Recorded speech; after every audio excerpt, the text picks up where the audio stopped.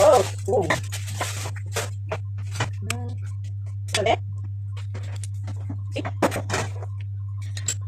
Look.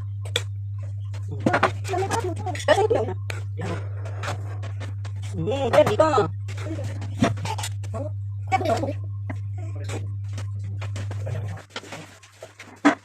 So, ang ating main ingredient ay ito. May napasama pa. Pakain natin kay Rafaela. Almejas or ano sa atin to? Tulya. Tapos itong squid ink. Yung mga lamas natin o yung aromatics na tinatawag. Ayan. Tsaka of course, rice. So, ano na yan? Ano kaya yan? Ha?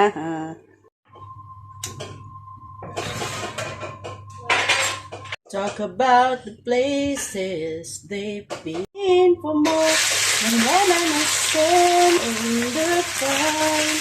Maybe now they can be more than just friends. Cheers.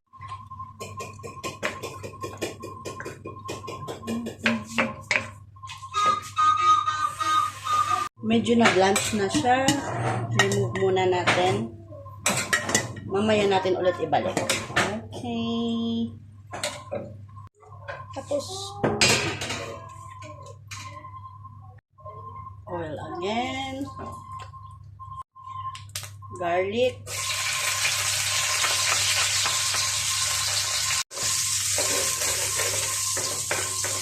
Huwag sunugin. Isunod ang sibuyas. Uy.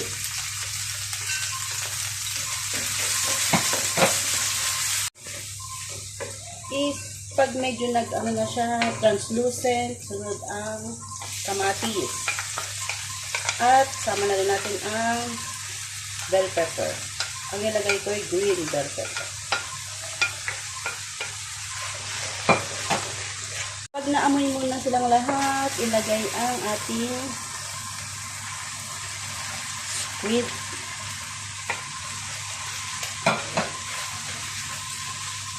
Tapos yan. 2, 3,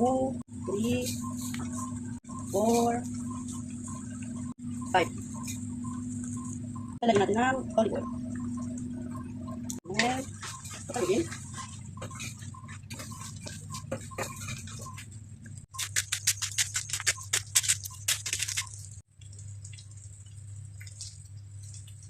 Ating tinta.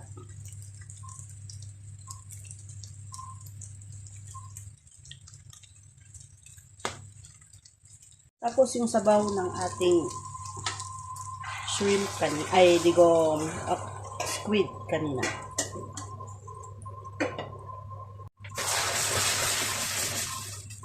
Kinakalat siya.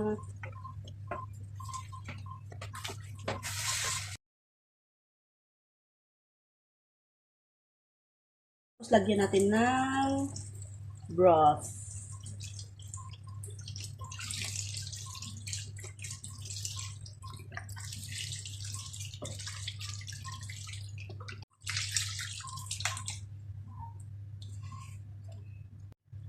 Haluin muna natin yan, tapos mamaya niyan, pabayaan na lang natin siyang maluluto siyang ganyan. Gawin ko para mabilis. Sindihan ko rin yung kabilang apoy, tapos share sila. Ganun. Yan. Gawin ko, ikot-ikotin lang natin siya, no? Para medyo magpantay-pantay. Yan. Naman.